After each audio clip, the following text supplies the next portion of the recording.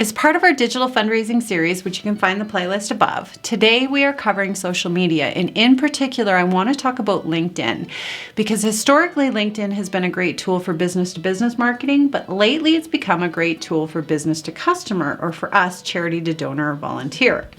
And think of it this way, we all have our dream corporate donors. Well, those corporate donors have dream individual employee donors that we can also tap into. And LinkedIn is a great way to do prospect research, which I'm going to be covering, so stay tuned.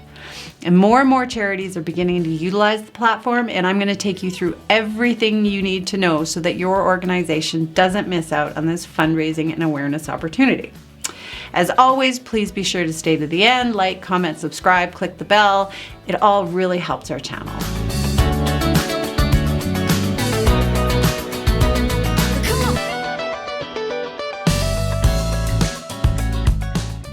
Now, LinkedIn is the most trusted social media platform, and it's a valuable asset for nonprofits. I did some Googling, and they have about 740 million users, and on average, about 40 million of those are on weekly. So we're going to begin by optimizing our channel, and before we do, I suggest you poke around and look at some other nonprofit LinkedIn pages and see what really grabs your attention. Now, obviously we want a great profile image and cover photo, but make sure that our aspect ratio is correct, so I always test it on all devices. As with everything, we want our images to be consistent throughout all our platforms and our print materials and on brand. Our bio should be filled out using the methods I've talked about in previous videos about hooking in your reader, building that interest and that desire to take some action. Make sure to fill out all the fields, because filling everything out increases your discoverability by 30%. And we can also associate our page with about 3 hashtags. And under admin tools, you can invite connections, post jobs, create events, create a showcase page, which allows you to create more custom content to a specific audience, say if you have a specific initiative you want to highlight. And here's a pro tip. Google indexes your bio, so make sure to include rich keywords. I did a video on SEO, which I'll link in the description. And finally, you can link your employees so that they can allow content recommendations. When we talk about strategy, we're going to be talking a little bit more about employee engagement. Now let's talk about content strategy, because I want you to think about what your goals are for LinkedIn. Are you recruiting volunteers, looking for staff, fundraising, or spreading awareness? I also recommend really knowing your audience and who you're speaking to. As with everything, it starts with a plan. And there's so much we can do with this platform. We can do posts and polls and live streams and PDFs and slideshows and videos and articles. And actually, we're going to talk more about articles later, because I've been having great results with them. But we can also post things like news, behind the scenes, events, newsletters, announcements, blogs, infographics.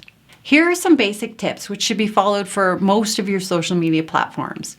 You want to create compelling content, so use rich media in your posts, like videos and infographics and polls. And most of the research I've done and via my personal experience says to post about once a day, but it's consistency that matters the most. You can also include 2 to 3 hashtags on your LinkedIn posts, and I did a video on doing hashtag research for LinkedIn, which I'll put in the description. Now here's the cool stuff, leveraging our employee networks. We can have them post, tag, and share our posts, and employees are actually 14% more likely to share on LinkedIn than any other social media platforms. Employees can also invite their contacts to like our page. And finally, engage. Like, share posts, comments, comment back. Engagement is the key to success on any social media platform. And most importantly, engage with your dream donors or your supporters or your volunteers. So let's chat about that for a second, fundraising on LinkedIn. And I'm going to use a real world example. I was working with a nonprofit that was quite small, and I started connecting with community investment professionals at companies that had that linkage and the ability, but just not the interest yet. I engaged with their post. I would comment on company news and I would make it very meaningful. But I also created their profiles of some of the key decision makers at the company and created personas. So I was then able to craft a case for support targeted to those personas and that company. And at the same time, I was creating content on our LinkedIn page that was educational and motivational. So because I built the relationships on LinkedIn, did my research using LinkedIn, and created awareness for our work and the impact we were making using LinkedIn, we were able to garner some pretty significant support. So one of the strategies that I used was articles, and articles are exclusive only to LinkedIn, and they are much like blog posts, but I find they get better views than website blog posts. So here are some tips when creating articles. The headline is super important, 40 to 49 characters. You got to really make it stand out.